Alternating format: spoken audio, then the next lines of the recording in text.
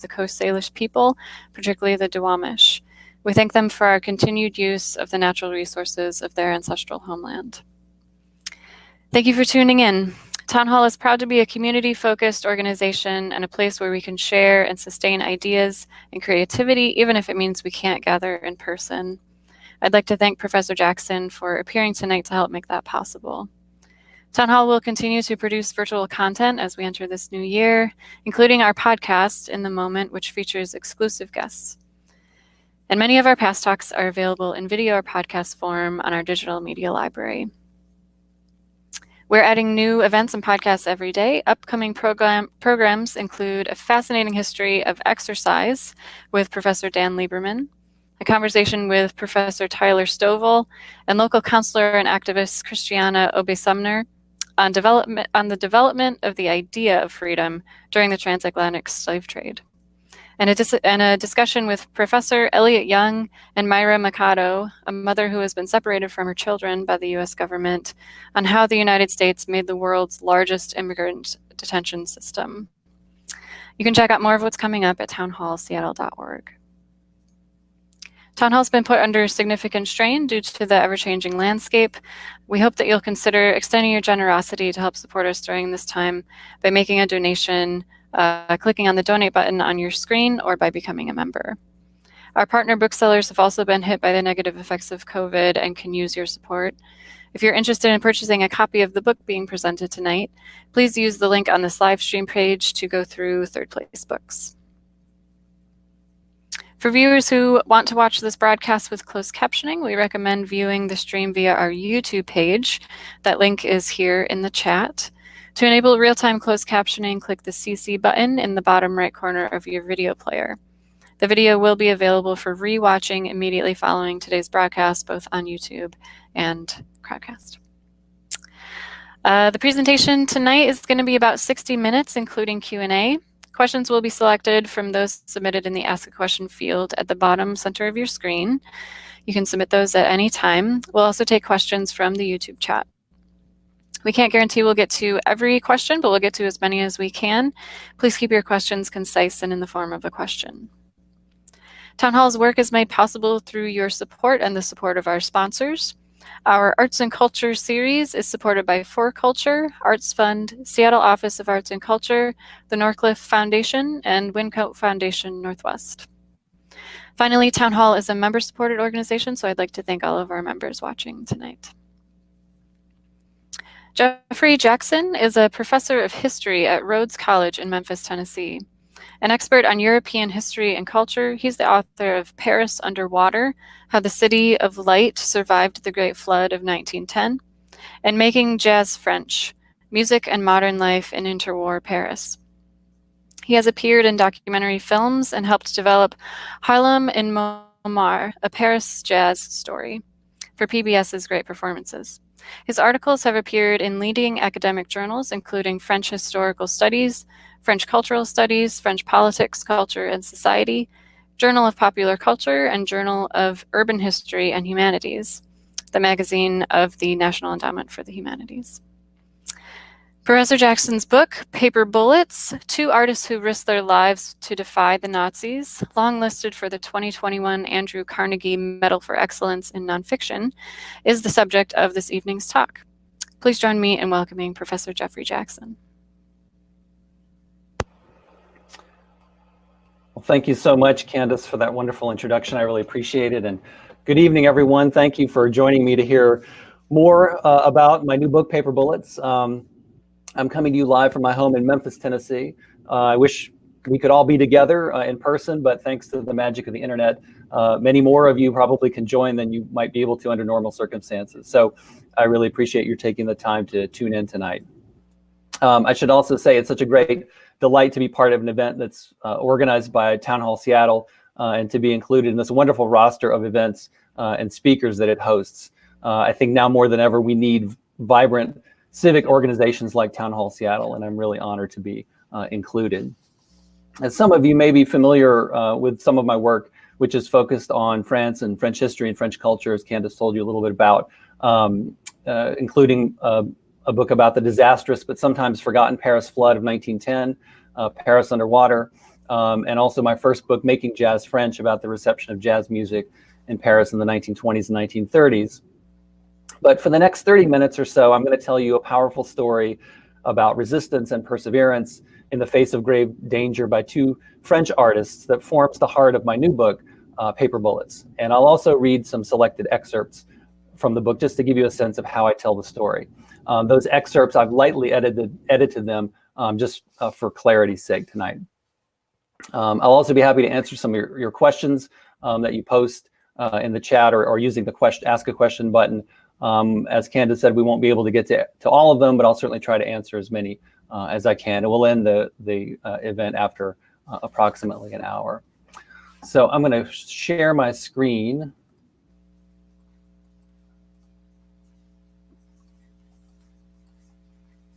Okay, I'm having a slight problem because I no longer see my...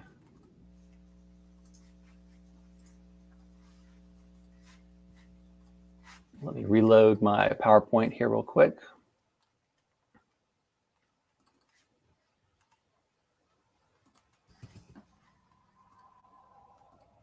Okay, here we go. All right, I hope everyone can see that okay. And before we start, I want to say a special thank you to our friends at a wonderful local bookstore in Seattle town, Third Place Books, excuse me, which is our partner for this event, and to encourage you to purchase a copy of Paper Bullets from them if you're interested in finding out more about the story. Of course, you can order the book from many places, both in person and online, including Apple Books, where it was named a best book for November 2020. But it's so great to be able to help support local independent booksellers like Third Place Books. Well, I want to introduce you to two remarkable women. And if you know something about art, and especially if you know something about the history of photography, you may have heard about them before. But even if you do know their work, you may not know much about the story of how and why they fought the Nazis for 4 years. Now, their story has really inspired me and many other people that I've told it to across the country and in other countries as well. And I'm really glad to be able to share it with you tonight. So I'd like you to meet Lucy Shwob and Suzanne Malherbe, two of the most unlikely Nazi fighters that most of you probably never have heard of. They were Parisian artists. Lucy was a writer and Suzanne was an illustrator who had studied in art school when she was young. Together, the two of them collaborated on what people in their own day saw as some sometimes shocking photographs. They were friends with and influenced by many of the great modern artists in Paris of their day, including Picasso, André Breton, Salvador Dali, Jean Cocteau, and many others. But their images turned ideas of gender and identity on their heads. More than anything, that's what they are known for today. And if you do know them, you actually know them by some different names. And I'm going to say more about their names in just a minute. But after they left Paris and left the art world behind, they put their skills as artists to work fighting against the German army on the island of Jersey, one of the British Channel Islands. They used their creative powers to get inside the heads of soldiers. In brief, here's how it worked. Lucy and Suzanne created a PSYOPs campaign, a psychological operations campaign, designed to demoralize the soldiers, telling them that the war was a lost cause and trying to convince them to go home to their families. And they did it in a very unexpected way, with notes and messages, summaries of BBC News reports, drawings, songs, bawdy jokes, and provocative slogans, all written or typed on little slips of paper like the one you see on your screen. And they left them around the island for the Germans to find. In some cases, they even put their notes directly into the pockets of the soldiers themselves. And the first excerpt that I want to read for you tonight is the opening scene of the book that tells you a little more about how they went about this project. On the morning of July 25th, 1944, Lucy Shwob and Suzanne Malherbe went into Saint-Hélier to do some shopping. The trip was part of their regular routine. Outside the offices of the Jersey Evening Post, they glanced up at the large clock at the top of the building. Suzanne leaned in and whispered to Lucy to keep watch. Then Suzanne scanned the long row of police cars the Nazi occupation forces always parked along Charles Street, a reminder of how heavily the Germans censored the island's only newspaper. Suzanne took a small piece of paper out of her pocket and began moving carefully toward one of the police cars as Lucy stood by on lookout duty. Suzanne stuck the gummed paper on the windshield. It read, The cowardly bureaucrats of the police, who live on lies and shameful cruelty, will be destroyed by the soldiers with no names. No one seemed to be paying any attention to the middle-aged women in Burberry trench coats with bright scarves tied around their heads.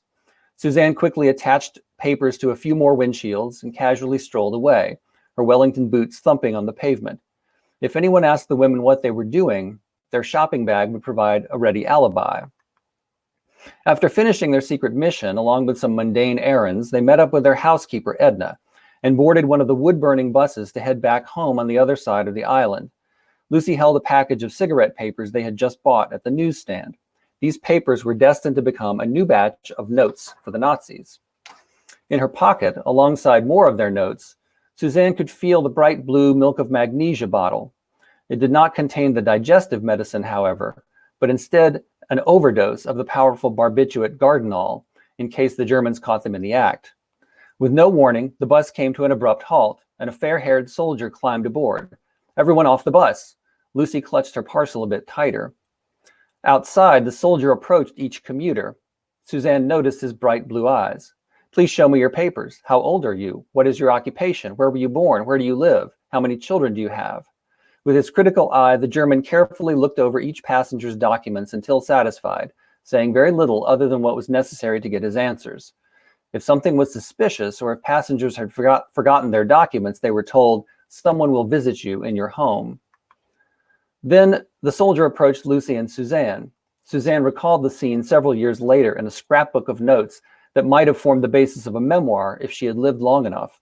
She titled these reminiscences, "The Mute in the Middle of the Muddle." "Show me your registration card," the German demanded. He stood in front of Lucy, glaring at her. A look of recognition crossed his face when he saw a familiar name, Shwob. What kind of name is that? The document listed French as her national origin. She explained nervously that she was an orphan and raised by a Frenchman. "Perhaps you were Alsatian." "Maybe," she replied, but admitted that she didn't really know. Lucy stated that she had been on Jersey for some 30 years. Nearly everything she had just told the German about herself was a calculated lie. She invented a new backstory for herself, and not for the first time. As the minutes ticked by, Lucy waited patiently next to the bus and watched the soldier scrutinize her documents.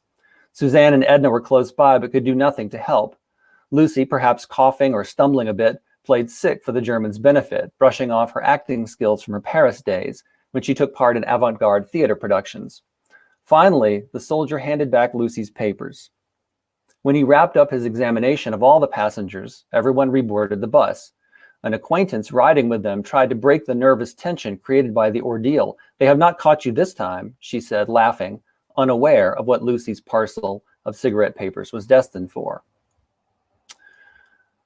So I'll tell you more about how they did all of this in just a moment. But first, I want to tell you a little bit about their background, because one of the questions that I had to think about as I wrote this book was, why would two women with so much to lose put their lives on the line in the way that they did?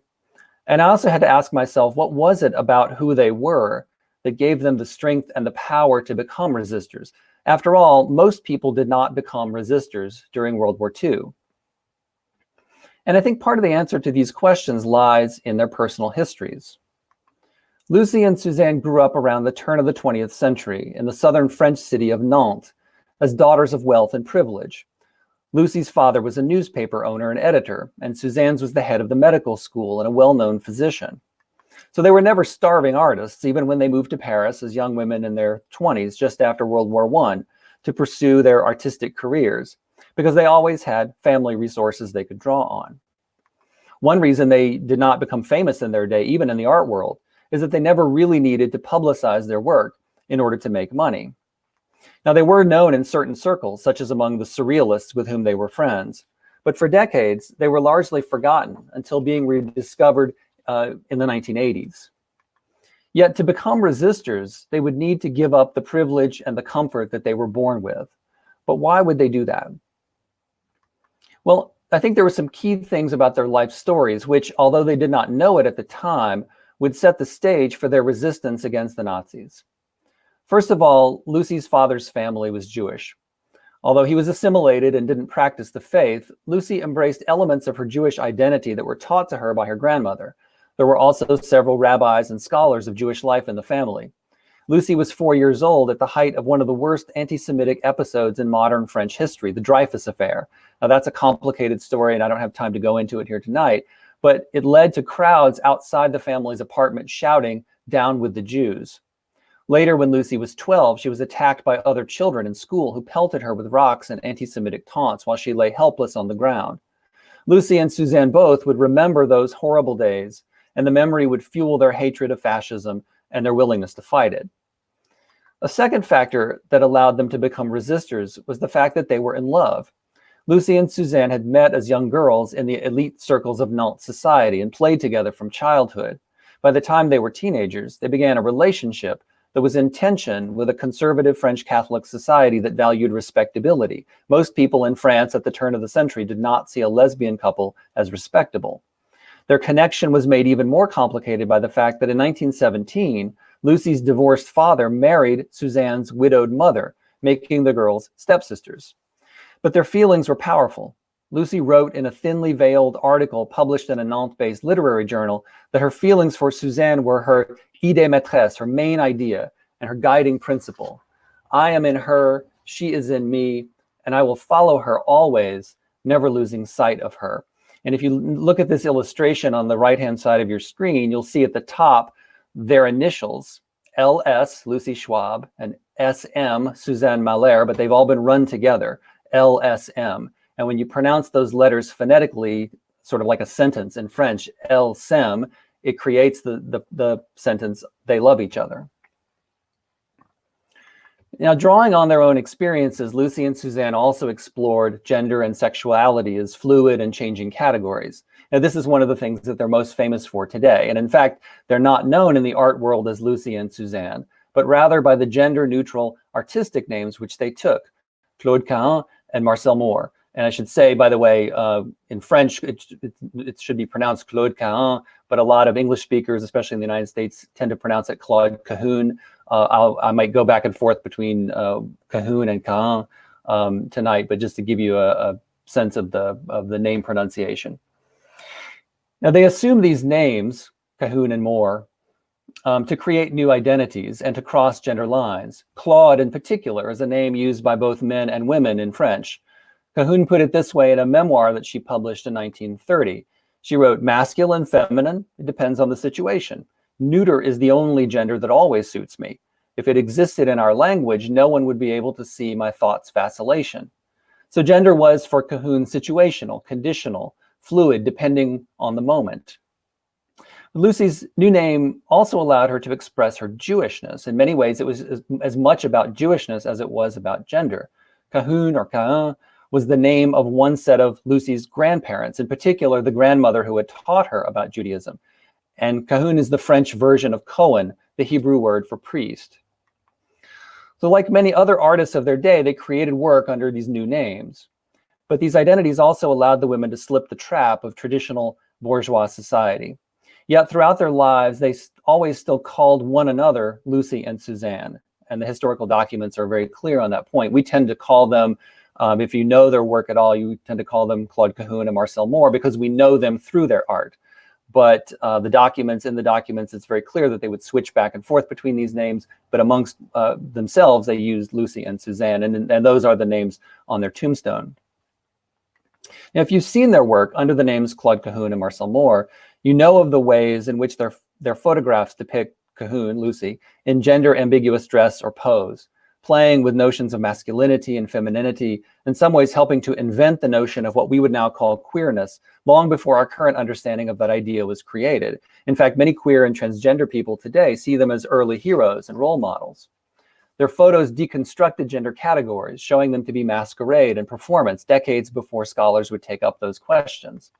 Cahun put it this way in her autobiography. She wrote, "I shave my head, wrench out my teeth, my breasts, anything that is embarrassing or annoying to look at, stomach, ovaries, the brain conscious and covered in cysts," suggesting that altering gender and sexual identity was part of the goal, and so was creating a new self. Musician David Bowie, well known for his own gender ambiguity, mentioned a 2007 retrospective show of Cahun and Moore's photography on his blog. "I find this work really quite mad in the nicest way," Bowie wrote.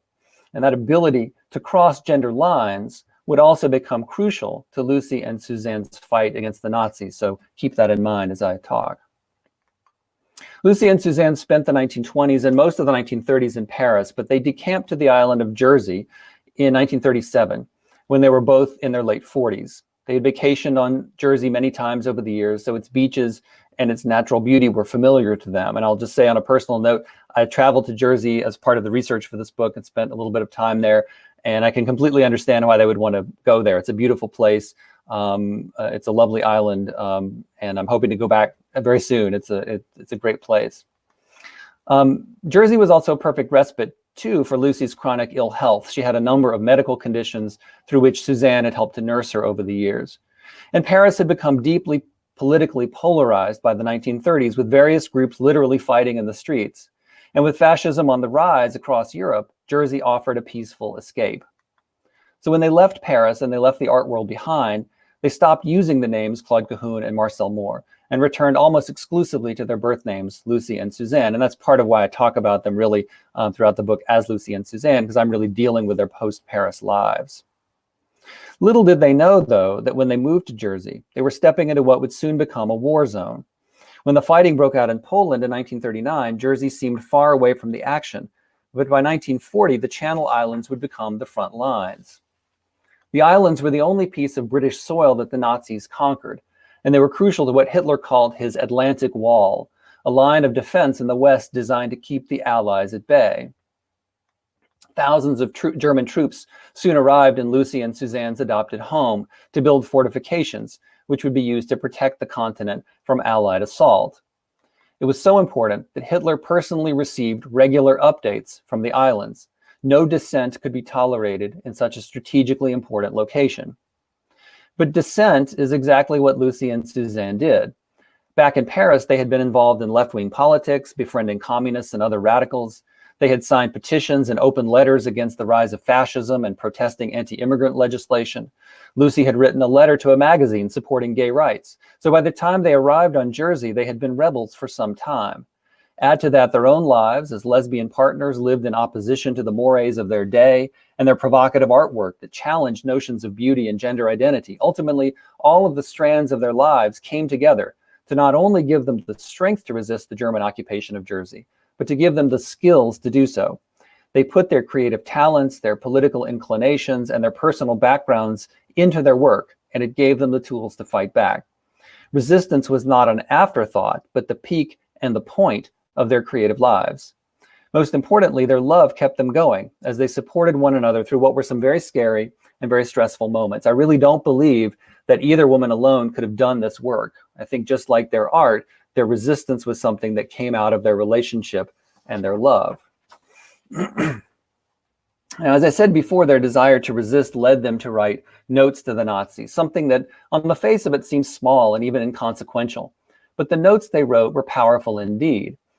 All of these messages were designed to demoralize the troops or to convince them to desert or to mutiny or to go back to their families in Germany. And the German army took them very seriously. For 4 years, the secret field police, which was tasked with keeping order in occupied territory, tracked them, trying to find out who was leaving all these notes around the island. Sometimes the agents would find them on fence posts, sometimes on cafe tables, sometimes tucked into magazines and newsstands, sometimes placed inside German staff cars parked along the street, and sometimes even in their own pockets.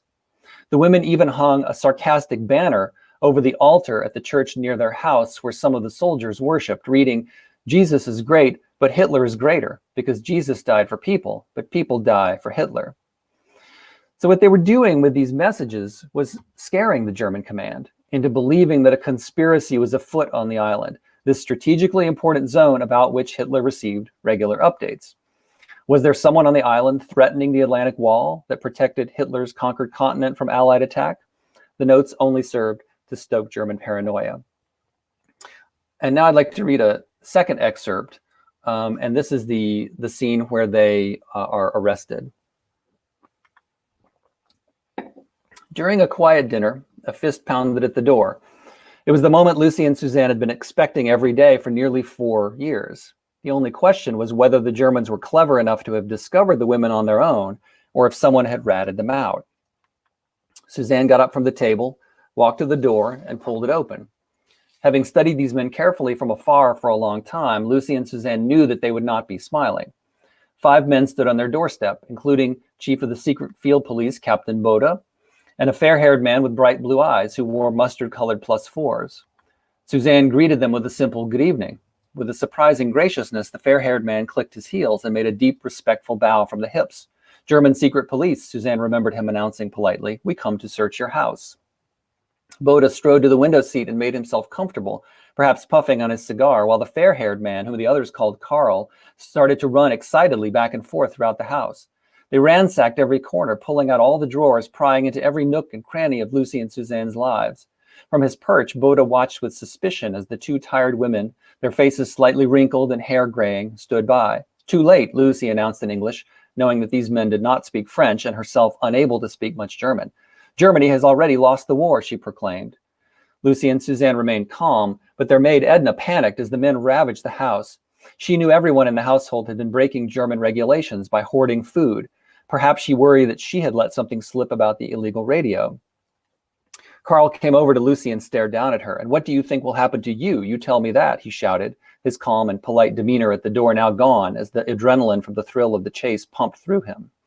I think that probably you will torture us and shoot us afterward, Lucy replied flatly, as though she had always known and accepted that this would be the outcome. Carl was stunned silent. These women were not hysterical or even surprised by a raid on their house, but were already anticipating their own deaths.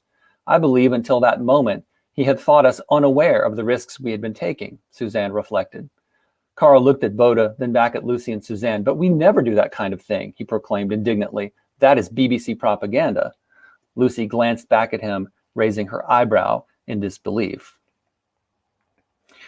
Now, the notes that frightened the Germans the most were the ones that Lucy and Suzanne signed, but they didn't sign with their own name. They used the name of an author that they had invented. They created a fictional persona and pretended to write messages from that perspective, in German, since Suzanne was fluent. But the persona was significant. They called him the soldier with no name. In other words, they crossed gender lines once again, this time in effect becoming, so to speak, a German soldier. When they wrote notes in this male German voice aimed at the other soldiers, they made the secret police believe that the threat was coming from within the German army itself. This was one of their innovations. Note writing was not unique to them. There are many cases of people living in German-occupied territory, and even within Nazi Germany itself, writing notes as a form of dissent. But most of those notes were aimed at the civilian population, reminding them to keep their spirits up or calling on them to resist the Nazis. As far as I can tell, Lucy and Suzanne were unique as civilians aiming their notes at the German soldiers themselves. The only real parallel was the Allied PSYOPs campaign, which dropped German language leaflets behind enemy lines, encouraging soldiers to desert or to surrender. So what Lucy and Suzanne were doing here was rewriting the inner script, or what the political theorist James C. Scott calls the hidden transcript, that the Germans told themselves about how the war was going. They were getting inside the minds of the soldiers and sowing seeds of doubt and dissension, spreading ideas that they hoped would go viral, so to speak, among the troops. In fact, somebody I was talking with not long ago likened them to internet memes. If a German read their notes, signed by the soldier with no name, and believed that they really were written by a comrade, then Lucy and Suzanne hoped he might think twice about what he was doing on Jersey. Maybe he would even mutiny or desert. Now, I don't have time tonight to tell you the whole story, but suffice it to say that they were indeed arrested by the secret field police, as we heard in the last excerpt. They were interrogated. They were put on trial on November 16th, 1944, just over 76 years ago. And then they were sent to prison, and they were sentenced to death. And the third excerpt that I want to read here tonight is the scene where they're put on trial. The judges and lawyers convened in large imitation leather armchairs on one side of the table. Lucy and Suzanne's chairs, placed opposite the Germans, were so large that the women could not use the armrests without spreading themselves unnaturally wide. So Suzanne rested her hands in her lap. Lucy, thinned by illness and lack of nourishment, was curled up in one corner of her chair like a child who had climbed in a seat made for a large adult.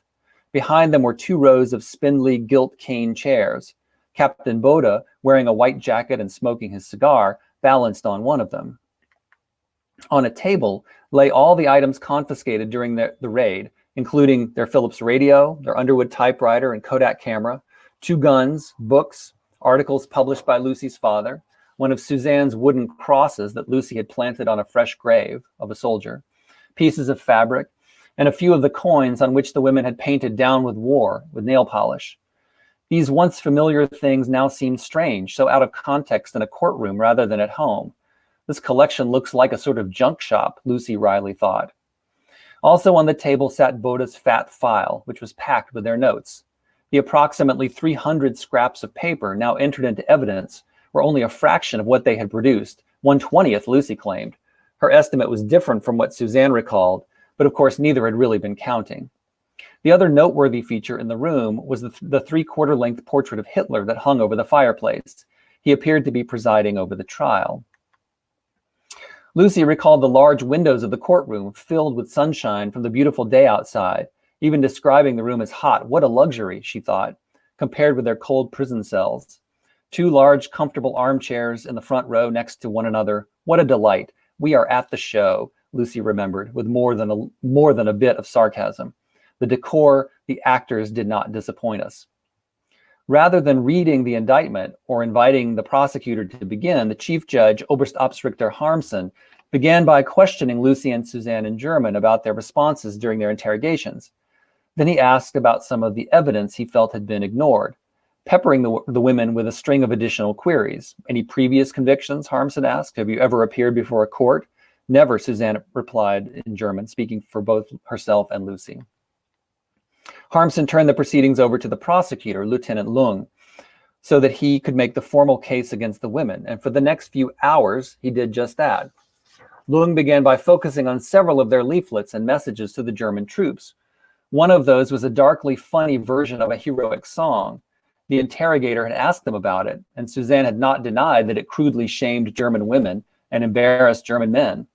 Lung read the song in its entirety to the court. The refrain joked, "And when I came home on leave, my wife was pregnant. Don't be cross, my little boy," she said. "The fatherland needs soldiers." "This is an insult to German womanhood," Harmsen declared. One of the other judges, deeply offended, refused to look at Lucy and Suzanne. "By no means," Suzanne protested. "I've simply tried to show the kind of situation that would arise if a woman actually followed the directives of the party." The men at the table sat silently as Harmsen shuffled his papers. "Perhaps I should have made it clear that the father of the many children the song went on to mention was always an Aryan," she quipped slyly. Harmsen put the leaflet down and picked up another. When it came time to pass sentence, Harmsen was blunt. "You are franc-tireur," he declared, using the French term for guerrilla fighters or irregular military shooters, even though you used spiritual arms instead of firearms. He gave a brief summary on why their actions were so significant and why he had condemned them as dangerous political criminals. "It is indeed a more serious crime," he claimed. "With firearms, one knows at once what damage has been done, but with spiritual arms, one cannot tell how far-reaching it may be." Lucy could not help but think, we couldn't have put our defense any better ourselves.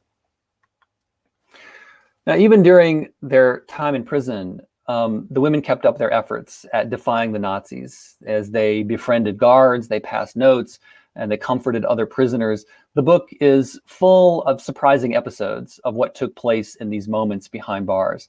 German guards that were both frightening and humane, prisoners who kept one another's spirits up with singing, Lucy and Suzanne smuggling notes to one another, tales of German deserters being hauled off to their execution, leaving the women to wonder when their turn before the firing squad might come. But there's one story in particular that stands out because I think it highlights how important their relationship, their love story, was to making all of this happen. As Lucy was being interrogated by the secret police, she made a stunning admission. She blurted out, "I am on my father's side of Jewish origin." She admitted to being an unregistered Jew living in Nazi-occupied territory, thereby putting herself in grave danger. Then she confessed to the supposed crime, telling her interrogator that she wrote all the notes by herself and that the whole thing was her idea. She was trying to convince her interrogators that she alone had the motive to become the soldier with no name. But in reality, she was not claiming credit for their work as the true mastermind behind the campaign, as some scholars have believed. In fact, Lucy knew just how much of their resistance Suzanne was responsible for. Lucy wrote that it was more often me who accompanied Suzanne. she who took the initiative, which required the most sang-froid. Instead, Lucy's calculated risk in admitting her Jewishness was an attempt to take the fall and to save Suzanne. If the police believed that Lucy alone had a motive to write their notes, then the woman she loved might somehow get off. Now, Lucy and Suzanne survived the war, but they had to work hard to make sense of it. What had it all meant? After all, they did not drive the Germans from Jersey with their notes. But in some very important personal ways, their effort was a success. And it's something that speaks to us today about the power of creativity and imagination and persistence, especially in trying times. I think they've left us with a story about how even small acts of protest and refusal can have significant effects that are hard to see until later. And I think they remind us why history matters, because in the midst of our present-day difficulties, a pandemic, deep political polarization, economic uncertainty, we can look back to the stories of people who had it far worse, but still somehow survived. So I want to close with a final excerpt from the book where I talk about how Lucy and Suzanne tried to make sense of what they had gone through. After the war, one day in Saint-Hélier, Lucy and Suzanne encountered a woman whom they had never met before. She stopped them and proclaimed, "I'm so happy to see you alive." Several others also gathered around to greet Lucy and Suzanne. They were in disbelief to learn that the women had survived their ordeal. "It must have been a dreadful experience," the woman continued. "Now you must forget all about it." Lucy and Suzanne were left dumbfounded by her blithe advice. Later, Lucy sat on her bed, leafing through a stack of papers. Next to her on a small table where she placed her tea tray sat the square hat box one of the German guards had given to her last August as a place to keep her personal items. Other than her memories, the miscellaneous mementos inside this box were all she had left of their months behind bars. "Of all our baggage," she said, "the hat box was the only one that had any value." She determined that she would organize all the prison communications, letters, drawings, and notes between her and Suzanne. Few of the documents from their earlier lives had survived the occupation of their home by Germans. She speculated that the soldiers had used them to light fires in the fireplace. Lucy gave some papers to a friend on Jersey, and she sent a few other items to friends back in Paris, but the ones with the most personal meaning did not leave that box. The memories were too precious. When Lucy couldn't sleep, she reread the notes Suzanne had written to her during their prison stay, some of them on sanitary napkins, and felt strangely nostalgic. But as the days went on, her thoughts began to darken. Lucy had always been the more pessimistic of the two, prone to depression and suicidal feelings, and her gloomier meditations in the aftermath of the war echoed that part of her personality. She later wrote about how she had become possessed in those days by an overwhelming fear that all her struggles had been for nothing, that there were no greater lessons to learn from all the experiences she had lived through: Suzanne's suicide attempt, their home plundered, illness, death. In the months after the war, they even had to put their beloved cat to sleep. Lucy likened herself in her reminiscences to a repeat offender Lazarus, rising from the dead over and over, only to witness still more suffering. Throughout the years that followed, she wrote about the war in lengthy letters to friends and in early drafts of what might have become a memoir had she lived longer. These writings were not the sort of quest for personal identity that she had composed as a young woman in the 1920s and 1930s, but were rather an attempt to make sense of what the war and their time in prison had meant in broader, more universal terms, despite her underlying fear that there was no such meaning to be made. But there had been a point to what they did. Lucy wrote in a 1950 letter, "From July 1940, the invasion of Jersey, until May 1945, the liberation of the Channel Islands, yes, even in prison, even in secret, I wrote to encourage men, including the German soldiers, to liberate themselves." Whether such self-liberation took place was easy to doubt, yet there were occasional glimpses of something that might offer a larger perspective and a sense, perhaps, of vindication. In January 1946, for example, Suzanne received a letter in German from a POW military hospital. It was from Heinrich Ebers, one of the men who had guarded Lucy and Suzanne in prison. Surely German jailers did not typically write to their former inmates. His family was alive and in good health, he reported, and the British were treating him well. He asked Suzanne to greet Lucy and to write him back. In some strange way, perhaps Heinrich, the German guard, had liberated himself and wanted them to know it. Lucy and Suzanne had liberated themselves through their resistance work too. Lucy in particular had struggled with the question of identity her whole life, from her youth in an assimilated Jewish household during the heat of the Dreyfus Affair, to her struggles with her mother's mental illness and her own poor health. Her early writing as Claude Cahun was inwardly focused and tortured, an extended attempt to answer the question, who am I?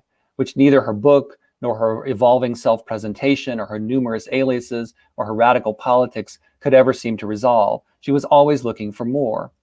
Lucy finally found her identity through The Soldier with No Name, and so did Suzanne. The war was the one moment in their lives when they seemed to have the strongest sense of purpose and the most direct vision about who they wanted to be. Against the Nazis, there was a moral clarity and certainty, which their earlier work did not always have. The Soldier with No Name finally liberated them to speak as loudly and as distinctly as they wanted. Well, that's my presentation. Thank you so much for listening, and I will take some questions here in just a second. If you want to know more about me or about the book, or find out additional information, you can go to my website, jeffreyhjackson.com. You can find out more about all of my books, which I have there, Paper Bullets, Paris Underwater, and Making Jazz French. There's also some resources for book clubs that you can find there. And I've also begun to visit with various local book clubs around the country. And so if you're interested, perhaps something can be arranged. But certainly make sure that if you want to find out more, that you visit Third Place Books or Place an Order and support your local bookseller. So I'm going to stop sharing my screen now, I think. Has it stopped sharing? Okay. And now we'll take some questions. So I'm just going to follow Candace's lead, and I think you're going to pose some questions, if any have appeared in the question and answer button. Yeah. Thanks so much. So fascinating. I was kind of reflecting on one of the things that struck me in your presentation and some of the images is how progressive their art was, even outside of their sort of artistic activism. Can you talk a little bit about some of their influences artistically?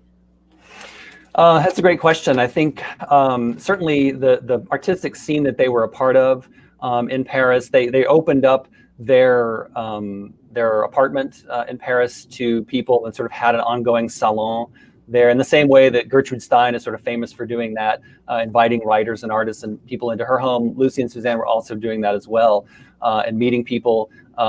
They also spent a lot of time at, there were two very famous bookstores, Shakespeare and Company, and right across the street from the original location of, the second location of Shakespeare and Company was a bookstore called the Amis de, I've forgotten the name of it.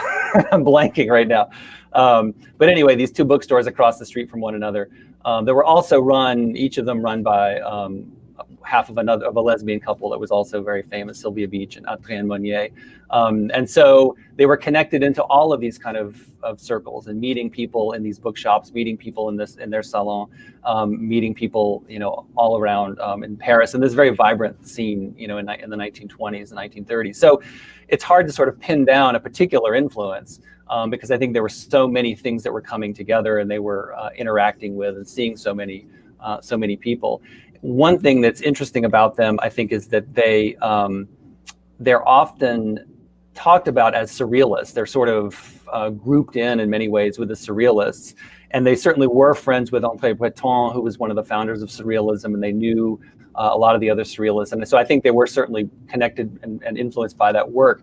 But a lot of what Lucy, as Claude Cahun, had already written in what would become her one published book really was written before they even met the surrealists. So in some ways, I think they were anticipating surrealism. And then once they became part of that surrealist circle, I think that influence just kind of, they were all kind of on the same vibe, I think.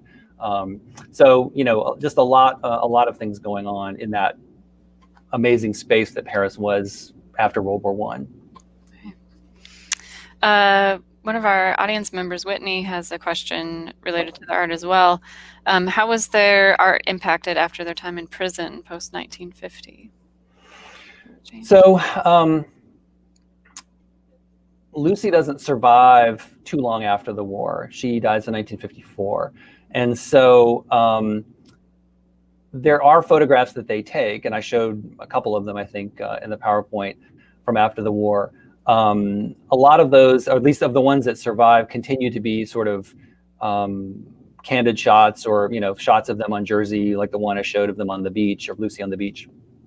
After Lucy dies, and after the war, she's also, her health really begins to decline. I mean, I think the time in prison was very difficult for her physically because of these chronic conditions that she already had, made worse by the malnutrition during the war, made worse by the poor conditions in prison.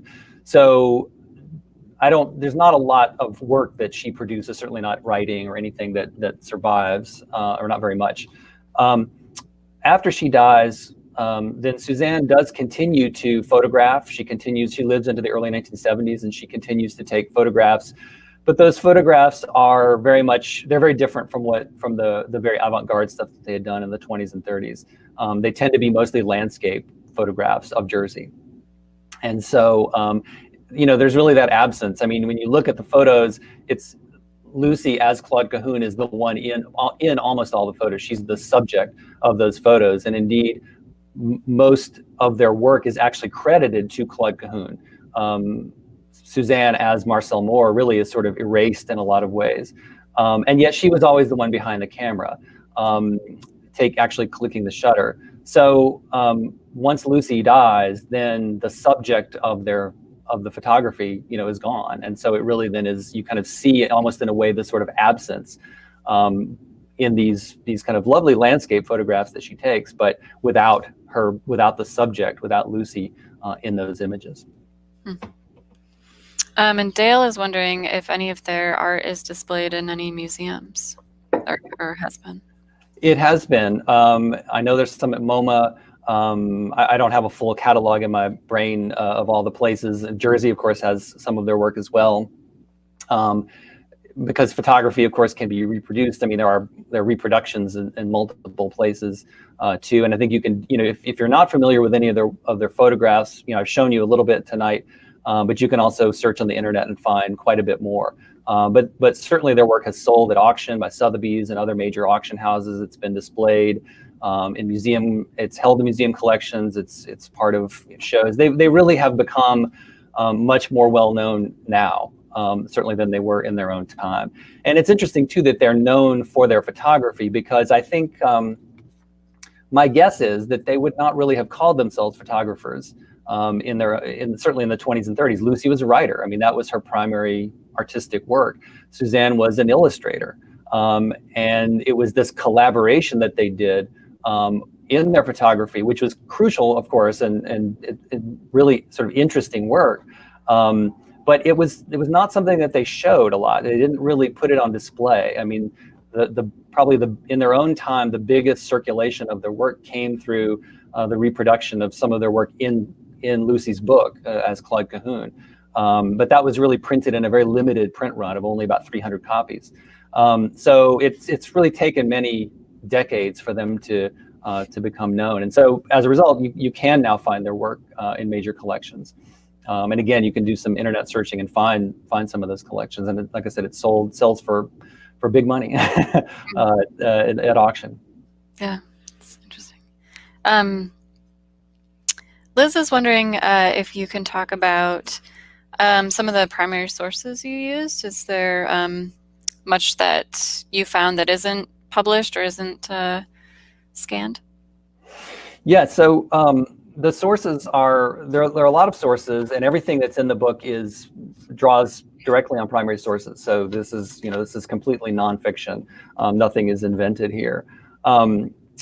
There are several different sets of sources, and I think people in the past who've looked at this part of their lives, although it's been not looked at very much, really only here and there, a chapter here, or an essay there, have really sort of focused on one set of sources or another. I think I'm probably the first person to really sort of pull all the sources together on both sides of the Atlantic.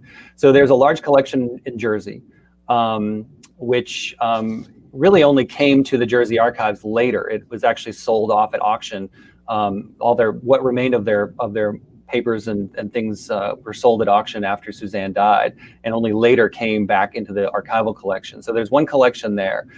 There's also a collection at Yale University, And the bulk of that is Suzanne's writing about the war experience. None of that has been published before.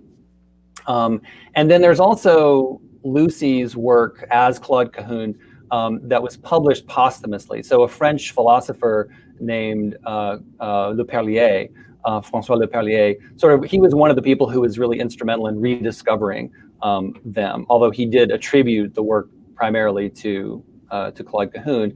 And he published a very large collection of her work in the early 1990s, as well as a biography of her. And so there is that printed material, which of course has been edited and selected. And then there are these two archival collections, one in Jersey and one at Yale. The material is in many ways very difficult to work through. And I think that's probably one of the reasons why no one else has taken the time to look at this, is because especially the stuff at Yale that was written almost entirely by Suzanne, it really is like putting pieces of a puzzle together. What she would do is on a piece of paper, she would write a few sentences and then she would draw a line, then she would write a few more sentences and draw a line, write a few more sentences and draw a line. But none of those sentences were connected to one another. It was almost like a sort of separate thought, and so I had to sort of take all those and rearrange them and figure out which pieces fit with which other pieces. So it was really a challenge. I think in some ways the most challenging research that I've ever done, but it's all there. It's all there in those primary sources, most of them written out by hand in their own handwriting. So yeah, it was a like I said, challenging project to do. Yeah, almost like she, journaled by like writing a sentence a day or something, and yeah, in many ways, it reads that way at times. Yeah, interesting. Destiny is asking, at that time, was there a social response to homosexuality in France? How did they navigate that in Paris and Jersey as a lesbian couple? And did being artists in Paris give them more acceptance? That's a great question. And the answer in many ways is that it's complicated. That Paris in the 1920s was a much more open time in a lot of ways for the gay and lesbian community. There were clearly places where there were clubs and restaurants and other places where people could go and gather. Especially in the lesbian community, these bookstores and other kind of quasi-private spaces, salons like Gertrude Stein and Lucy and Suzanne, were also places where women could gather too. And there was a kind of openness. Homosexuality was not actually illegal in France, and that had been true for a long time. Dressing, so-called at the time cross-dressing, as they would have called it in police terms, was actually illegal. So there were some also kind of complicated rules to navigate, and Lucy and Suzanne often did, wear, clothing that would have been identified at the time as masculine clothing. At the same time that there was this openness, and at the same time that there were places that they could go and communities that they could be a part of, there was a fear in the 1920s after the war that there was a fear of lesbians and gay men as well, but lesbians in particular. They were seen as sort of modern women, but also fallen women in some ways. They were also seen as not doing their duty of having children. There was a real anxiety after World War I that so many men had died during the war, so many soldiers had died, a whole generation of Frenchmen had died, that there was a real move, a real push to raise the population rates. And so there was this kind of anxiety that gay men and lesbians both were not having children, and therefore not doing their civic duty, their national duty, so to speak, to have more children, so that if we have to go to war again, we can raise an army. I mean, that's a very sort of strategic way of thinking about it. But this attitude is referred to as pronatalism, right? So this idea that we must have more children in order to be able to defend France. And of course, they don't know that they'll be going back to war. But there's that real concern about what will happen with Germany and will we have to do this again. So there's a lot more to it. It is a very complicated story, and I try to talk about it a little bit in the book because I think that they do have to navigate that. And in some ways, being part of the art world does work for them, but in other ways it doesn't, because the Surrealists, for example, they're the people that these artists that they become connected with. Andre Breton, in particular, is notoriously homophobic, and so he's he eventually sort of gets over it when it comes to Lucy and Suzanne, because he recognizes the power of their work.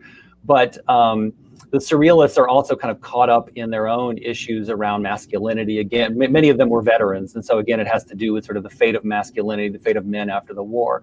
So, so the art world doesn't necessarily provide the kind of acceptance that you might think. I mean, it does and it doesn't. It again sort of depends on who they're talking about. Anyway, well, I could go on, but it's a long answer. I'll try to shorten it in that way, but I hope that makes some sense. Yeah, definitely. It's a great question. Yeah. I have a quick question here, probably I think from Bruno, who's a native French speaker. Is there a French version of the book? Not yet. I hope so. I'll let the literary agent folks handle that side of things, because it's still new. It only just came out in November, so we'll see what develops from that. But that would certainly be great to have it accessible in French as well. Yeah. Well, I want to thank you so much for presenting with us tonight. This has been so fascinating. These two women, I think, would have been, fascinating even outside of their activism. They have such a fascinating story and place in history. Is there any final thought you wanted to offer before we close? Just to say, first of all, thanks to Town Hall Seattle. I really appreciate the opportunity. As I said, it's great to be part of this kind of civic space where ideas are flowing and circulating and conversation, and we need that right now in our country and in our democracy. I think that's really vital. So I think Town Hall Seattle occupies a really important place in that, and so I'm very grateful for you guys and for the opportunity to be part of that. The only other thing I'll say, just sort of in response to what you just said, is that it is you're right that there's this whole life that they lived in Paris in the 20s and 30s, and that is somewhat known about. I mean, it has been written about in bits and pieces, and their war activism has been known, but not written about nearly as much. And so with my book, I'm hoping to sort of round out these amazing lives, which, like you said, were already amazing just in their younger days, and then you add this part onto it. And for me, the sort of one of the key takeaways then is that this is there's a through line here. There's a thread, that the women that they were in Paris in the 20s and 30s shape the women that they become in the 40s, and the work that they do. So that for me, this is all a kind of consistent, they're resistors all their lives. And I think that that's a really important thing, to think about, that people don't just wake up one day and become resistors, that it's part of a set of practices, right? But that those practices don't have to be dramatic. I think we've thought a lot about questions of resistance over the last, several years, and a lot of people say, well, I can't go out in the streets, or I don't want to go out in the streets. I don't want to be, in that resistant that way. Are there other things I can do? Are there other ways I can make my voice heard? And I think there's a real, interesting way that Lucy and Suzanne help us think about lots of different ways that we can make our voice heard, and that we can make an impact and make a difference when it comes to, the issues that we care about. So that's my sort of final thought. And, if folks read the book, hopefully that will resonate with them too. Yeah, that's great. That's very inspiring. Be creative in how you approach a lot of the difficult subjects of Exactly. Yeah. Well, thank you so much. I want to thank the audience as well for watching tonight. If you are interested in purchasing a copy of the book, please use the link on the page. On Crowdcast here, it's the Buy the Book button. On YouTube, there's a link in the chat, and that'll take you right over to Third Place Books. If you're interested in more Town Hall content and you're on the Crowdcast channel, you can follow this channel by clicking the follow button. And you can also, as I said before, check out more of what's coming up on our calendar online. So thank you so much again, Professor Jackson, and I wish you the best on the rest of your book tour and in everything else. I hope the school year goes well. Thank you so much. I really appreciate it, Candace.